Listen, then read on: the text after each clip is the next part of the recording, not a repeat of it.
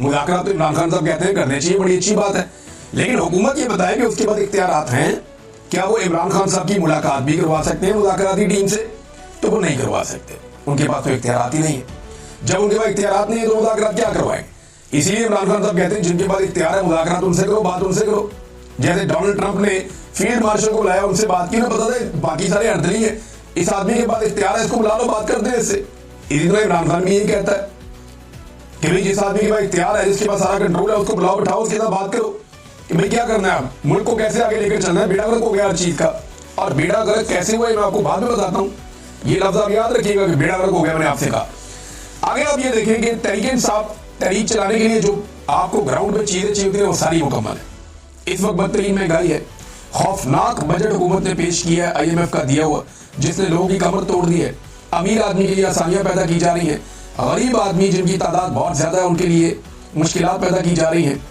पाकिस्तान तकरीबन आधे पाकिस्तानी इस वक्त गुर्बत की लकीर से नीचे चले गए हैं, किसान मुकम्मल तौर पर तबाह हो चुका है, बेरोजगारी अपने उरूज पे है, 6% वाली बेरोजगारी 22% पे पहुंच गई है, मईशत तबाही के दहाने पर खड़ी है, बल्कि तबाह हो चुकी है। बैड गवर्नेंस पाकिस्तान में अपनी जगह पे है, हुकूमत की मकबूलियत इतनी जमीन बोस हो गई है कि अब ये लैट्रीनों के ऊपर और हर चीज के ऊपर अपना नाम लिखवाते हैं, अपनी शक्ल छपवाते हैं। अपोजिशन जो है वो इस वक्त मकबूल है, इमरान खान साहब की मकबूलियत का तोती बोलता है। ये फौज ने सर्वे करवाया अलीमीन के मुताबिक, उसमें इमरान खान साहब की मकबूलियत 88% आई है। अब बस एक मोमेंटम बनाने की जरूरत है। ये सारे लोग छिड़े हुए हैं, बहुत परेशान हैं, बहुत इस हुकूमत से खाइफ हैं। इन लोगों के अंदर एक मोमेंटम बनाने की जरूरत है तहरीक का, और फिर ये तहरीक खड़ी हो जाएगी। और इस दफा तहरीक ऐसी नहीं है कि सबने जाना है इस्लामाबाद की तरफ। आप सारे इस्लामाबाद की तरफ जाते हैं, रास्ते में 50,000 पुलिस वाले इस्तेमाल होते हैं तो रोक लेते हैं। अब अपने अपने शहरों में, अपने अपने इलाकों में, अपनी अपनी जगहों पे अगर मुल्क को बंद किया जाएगा तो बड़ी मुसीबत बन जाएगी इस हुकूमत के लिए। अच्छा, इस मोमेंटम को बनने से पहले तोड़ना एक वजह और भी है जरूरी है। देखिए 29 नवंबर 2025 को आर्मी चीफ के 3 साल मुकम्मल हो रहे हैं। असूलन इस तारीख को एक आर्मी चीफ रिटायर हो जाता है, लेकिन इन्होंने 2 साल की एक्सटेंशन ली हुई है। तो आर्मी चीफ चाहेंगे कि 29 नवंबर 2025 तक की तारीख जो है वो पुरसकून अंदाज में गुजर जाए।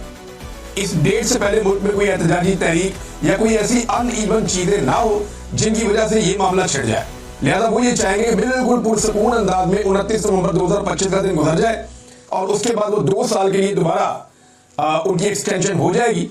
तो इस सूरत हाल में जो है वो फिर बाद में तहरीक चलती है तो देखेंगे क्या होगा, लेकिन वो चाहेंगे कि ये वक्त गुजर जाए, और इसके लिए कोशिश अब की जा रही है। और कभी मुज़ाकरात, कभी बैकडोर चैनल, कभी ये वाली कहानी, कभी ट्रक की बत्ती। तो ये सारी ट्रक की बत्तियां, इससे पहले भी हमने ऐसी बहुत देखी है। इमरान खान साहब को तो बहुत दफा ऑप्शन दिए गए, यानी अब उन्हें क्या ऑप्शन दिया जाएगा? आमिर डोगर साहब ने जो इंकशाफ किया था वो ये देखें आप। आमिर डोगर साहब हैं, ये हामिद मीर साहब के प्रोग्राम में इंकशाफ कर रहे थे कि इमरान खान को जिस दिन गिरफ्तार किया गया उससे एक दिन पहले इमरान खान के पास कुछ लोग भेजे गए थे कि आपको सुबह गिरफ्तार कर दिया जाएगा, अगर आप मुल्क से जाना चाहते हैं तो लाहौर एयरपोर्ट पर जहाज खड़ा है, आप दुनिया में जहां जाना चाहते हैं जा सकते हैं। मगर इमरान खान ने बैरून मुल्क जाने से इनकार कर दिया। आमिर डोगर कहते हैं इमरान खान को बार बार मुल्क से बाहर जाने का कहा गया, जब वो जेल में चले गए तब भी उन्हें मुल्क से बाहर जाने का कहा गया। उन्हें यह भी कहा गया कि आप हाउस अरेस्ट हो जाएं, लेकिन इमरान खान साहब ने किसी किस्म की डील नहीं ली। उन्हें 8 फरवरी के इलेक्शन से पहले और 8 फरवरी के इलेक्शन के बाद भी बार बार डील देने की कोशिश की गई, लेकिन उन्होंने डील नहीं ली। एक आदमी जिसने उस मुश्किल वक्त में डील नहीं की, क्या वो इस वक्त डील करेगा जब हुकूमत बुरी तरह फंसी हुई है? मुझे नहीं लगता कि इमरान खान को डील करने जा रहा है। पाकिस्तान के लिए वो स्टैब्लिशमेंट से बात करना चाहते हैं, कभी बेड़ा गर्क हो गया मुल्क का, निकलो बीच में से, आओ मैं तुम्हें रास्ता बना कर दूं तो निकल जाओ। और इसके लिए अगर नवाज शरीफ से भी बात करनी पड़े तो कोई घाटे का सौदा नहीं है। एक दफा फौज को सियासत से निकाल दें तो पाकिस्तान आगे बढ़ सकता है, इसके अलावा और कोई रास्ता नहीं है। नाज़रीन, मैं आपको कह रहा था ना कि तबाही फेर दी है, अब वो चीज मैं आपके सामने रखने जा रहा हूं कि किन चीजों को मैं ये कह रहा था कि बुरी तरह पाकिस्तान में तबाही फेरी गई है। कौन से बड़े बड़े जो है वो कंपनियां हैं जो पाकिस्तान को छोड़कर चली, जैसे माइक्रोसॉफ्ट पाकिस्तान में बंद करके अपने दफ्तर जा रही है।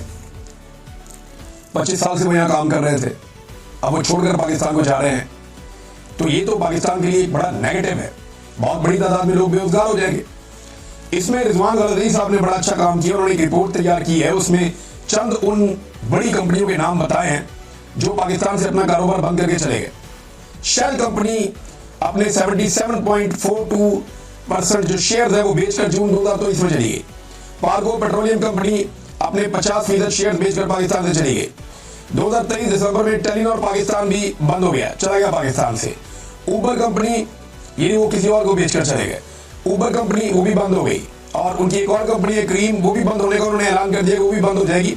1-2 माह पहले उन्होंने ऐलान किया था। प्रॉक्टर एंड गैम्बल कंपनी वो भी बंद हो गई, वो बेचकर चले गए। सीमेंस कंपनी वो भी बेचकर चले गए। ये बहुत सारी ऐसी कंपनियां हैं जो पाकिस्तान छोड़कर जा रही हैं। मोबाइल फोन बनाने वाली कंपनियां वो भी पाकिस्तान छोड़कर जा रही हैं। जो कंपनियां पाकिस्तान में आना चाहती थी वो अब कानों को हाथ लगा रही है कि हम नहीं आ रहे। इससे पहले डॉक्टर आरिफ अलवी भी अपने ट्वीट में बता चुके हैं कि उन्हें माइक्रोसॉफ्ट के जो हेड हैं, जो मालिक हैं बिल गेट्स, उन्होंने क्या कहा था। अमेजॉन भी पाकिस्तान आते आते रह गया, यानी अमेजॉन पाकिस्तान में आ रहा था, लेकिन इमरान खान साहब का दौर जब खत्म हुआ उसके बाद एक मायूसी फैल गई, और फिर जो कारोबार के साथ हुआ अमेजॉन भी अब पाकिस्तान नहीं आ रहा। ये सारी तबाही नाज़रीन पाकिस्तान के अंदर फेरी गई है, और ये गुज़िश्ता 3 सालों में फेरी गई है। शब्बर ज़ैदी साहब का एक बयान बड़ा जबरदस्त तरीके से गर्दिश कर रहा है, वो बयान मैं आपके सामने रखता हूं, और बहुत सारे लोगों ने इसको ट्वीट किया। साबिर शाकिर साहब के ट्विटर से मैं पढ़ के सुनाया, तो और बहुत सारे लोगों ने इसको ट्वीट किया है। उन्होंने कहा, मैंने इमरान खान और जनरल बाजवा को कहा कि ये हमारे अपने इदारे FBR में बहुत से लोग करप्शन में मुलविस हैं, तो इमरान खान ने फौरन मुझे कहा कि इन सबको निकाल दो, लेकिन बाजवा ने मुझे निकाल दिया। ये जरा प्रायोरिटीज हैं, इस तरीके से मुल्क चलाया जा रहा है। तो फौज को सिर्फ अपना काम करना चाहिए, सियासत में और एडमिनिस्ट्रेशन में और मुल्क चलाने में किसी किस्म की मुदाखलत कभी भी नहीं करनी चाहिए। अटक जेल से नाज़रीन कुछ और कैदियों को छोड़ा गया है। ये 19 कैदी हैं जो अब रिहा हुए हैं 7 महीने के बाद। ये 26 नवंबर के मुकदमात में इन्हें गिरफ्तार किया गया था। जब ये कैदी रिहा हुए तो वहां कैमरामैन मौजूद थे। उन्होंने जब इनकी वीडियोस बनाई तो ये तमाम कैदी इमरान खान जिंदाबाद के नारे लगा रहे थे। इन तमाम कैदियों ने कहा कि हम दोबारा निकलेंगे और इमरान खान को रिहा करवाएंगे। यही जितने लोगों को इस निजाम ने गिरफ्तार किया, अब तक लगभग 20,000 से ज्यादा लोग गिरफ्तार हुए हैं ओवरऑल।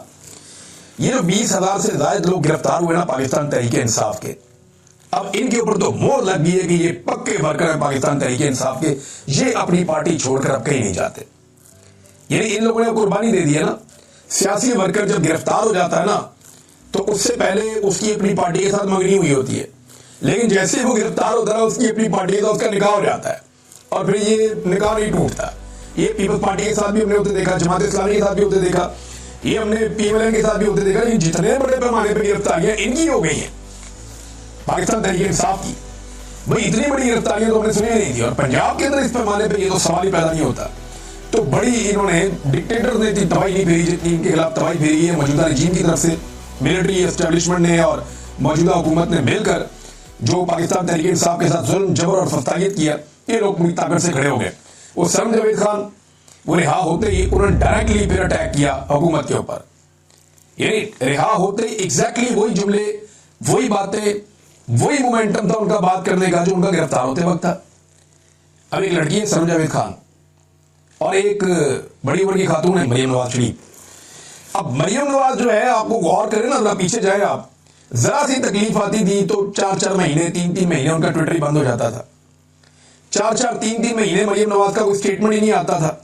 जरा सी मुसीबत आती थी तो ये कंप्रोमाइज कर देते थे, डर जाते थे, खौफजदा हो जाते थे। जैसे इन्हें थोड़ा सा आसरा मिलता था कहीं से एस्टेब्लिशमेंट से, ये फिर आगे एक कदम आगे चढ़ जाते थे। जनरल बाजवा पीछे पीछे इनको थोड़ा सा आलाशेरी देता रहता